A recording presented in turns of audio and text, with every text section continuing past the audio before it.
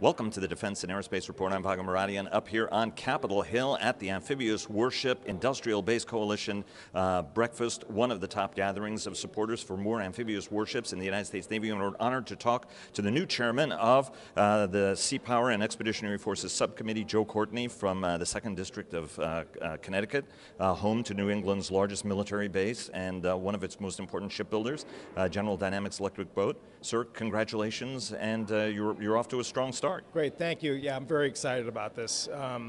You know, it's really been a great subcommittee over the last 12 years. I really treasure the bipartisan, results-oriented focus, and that's my goal, is just to continue that tradition and you know, have a good 2 years.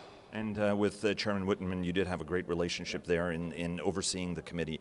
Let's talk a little bit about budget. President now has put the number out of 715 or 716. I can't remember exactly. That number has sort of slid down from 750, 733, and a variety of other numbers we've seen. There is a concern, though, that with the new progressive membership, especially in the Democratic coalition that's now in charge, that defense spending is going to get cut. There are some folks who are talking about less than $700 billion at this point to direct more money towards social programs. You're part of the Democratic leadership. Right. Do you have any assurances from from Speaker Pelosi and the leadership that defense spending is going to remain strong and protected, especially when it comes to shipbuilding? So, I mean, that's a great question. Obviously, you know, there's a lot of numbers swirling around within the administration, not even to count Congress. And in fact, we're hearing numbers that will be higher coming over from the president's budget. So, you know, the one thing I would just report in regarding the Speaker's position is that, you know, she really, I think, is very respectful of the committee process, and she is not, you know, trying to dictate any kind of preordained amounts or structure in terms of the work that we do. What I think is really key right now is that we're being told that March 12th is when the President's budget is going to be released. That is extremely late. And then it goes to the Budget Committee, because then they have to set the mark for the Armed Services Committee, and then the subcommittees begin their work. If we wait that long to begin that process, you know, we really are starting to get right back into the danger zone of CRs, you know, late appropriations, et cetera. So I'm working with the Budget Committee Chairman, John Yarmouth, who I think is an outstanding member, good friends, and he gets it, that the sooner we can get a signal from Mr. Mulvaney over at OMB with what the real number is, we then have to negotiate a budget caps deal, because there's 2 years left on the BCA. So, I mean, this is more inside baseball than you probably wanted, but the fact of the matter is that I actually am very optimistic working with the Budget Committee Chair, that the pressure to lift the cap on non-defense will actually provide some, I want to say cover, but just, you know, confidence that a healthy defense number is actually going to emerge from this process. Do you think that there's bipartisan support for another deal? Oh, absolutely. I mean, again, if sequestration goes into effect, you know, Democratic priorities would be absolutely just devastated. So, again, it's one of these issues that, because of the shutdown still, you know, front and center. I mean, we're wasting. You know, time is critical, and the sooner we get that piece done, and then we get a number from OMB sooner rather than later. I'm actually very bullish about the fact we're going to have a great year. There are those who are concerned that the president, you know, obviously appropriators are still trying to work a deal, but the president has signaled he may go declare a national emergency in order to build the border wall. $5.7 billion is what he wants, first installment of up to $25 billion, which would be the cost of that. And one of the ways that folks have said is that he's going to go after appropriated military construction funding. Navy leaders have said how vitally important it is to invest in shipyards in order to get that readiness, the ability to generate ships, because there's an enormous backlog. Obviously a lot of work on that, and would love to get your comments on that. Are you concerned that if the president declares an emergency, that MILCON funding goes away from the Navy, that it needs to generate that force capacity, whether on the nuclear or the non-nuclear side?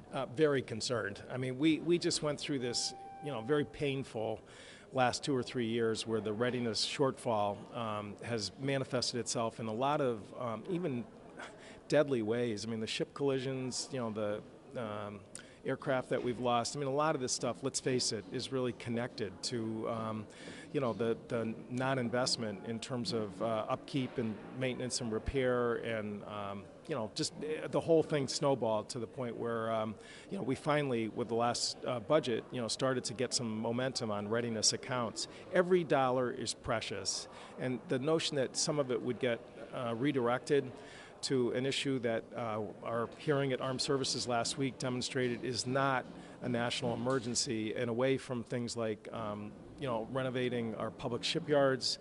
We've got to get some new piers built for the new Virginia payload module versions of Virginia-class submarines. Those are going to be longer, bigger ships. We need longer, bigger piers to go with them, and we don't have any of that stuff right now, and that's where the MILCON budget really should be devoting its resources, particularly for the sea service. Do you think, there are those who say it's only $5.7 billion. I don't know if anybody can ever put the term only next to it, given that that would buy you half an aircraft carrier or 2 nuclear attack submarines. If you had that extra money, how would you spend it? Well, again, I think you've said it perfectly. I mean, if you look at the force structure assessment in terms of getting to a larger Navy, which was totally tied to strategic needs, it wasn't some crazy wish list.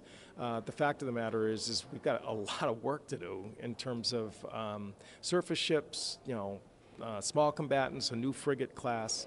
The force structure assessment called for a 66 attack sub fleet.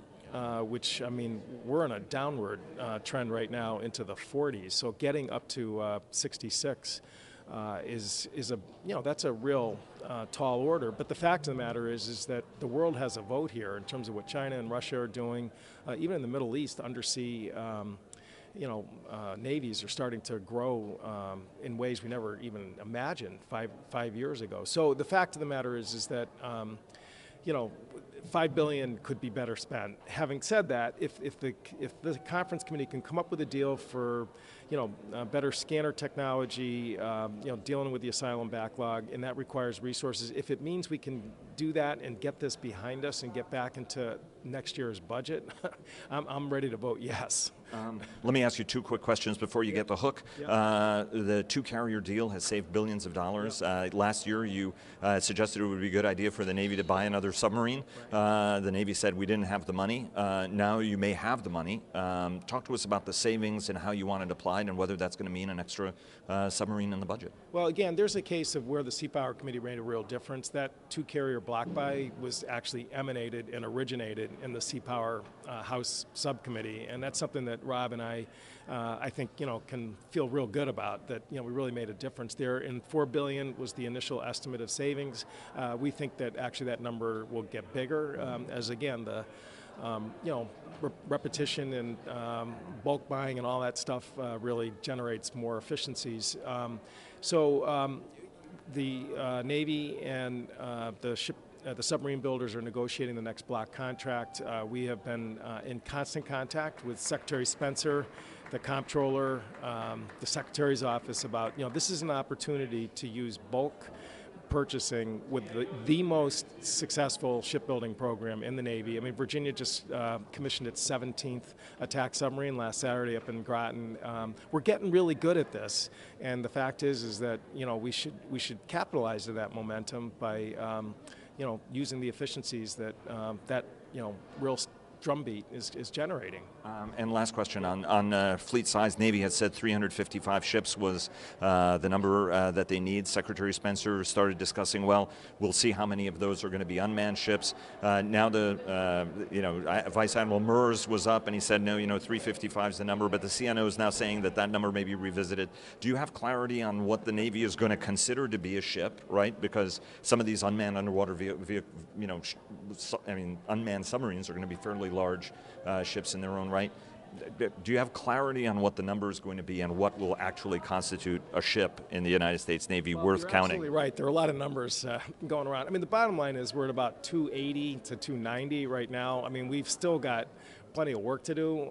Whether you are going to talk about what the out year in 2035 or 2040 looks like, which is when we would hit 355. So, but having said that, to answer, the undersea platforms that are, and there's some really exciting work that's being done. There's a new company, Thayer Mahan, former Admiral Mike Connor, is doing just amazing things. I mean, that's an important initiative, but that is not a substitute for an attack submarine, given, again, what we're seeing with the Chinese fleet.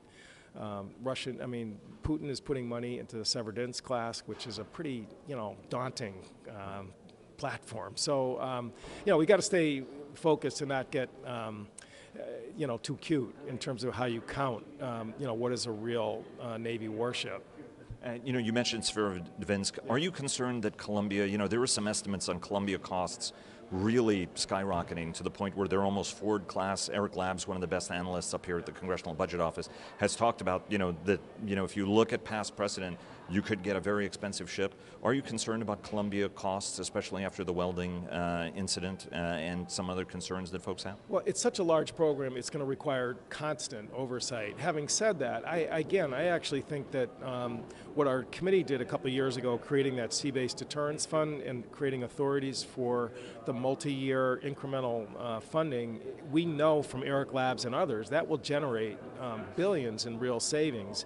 And I actually think that the more lessons learned from the Virginia program that we can use in the construction of Columbia, which again is happening right now, that really gives us a good base that this is not going to be one of these procurement programs that goes off the rails.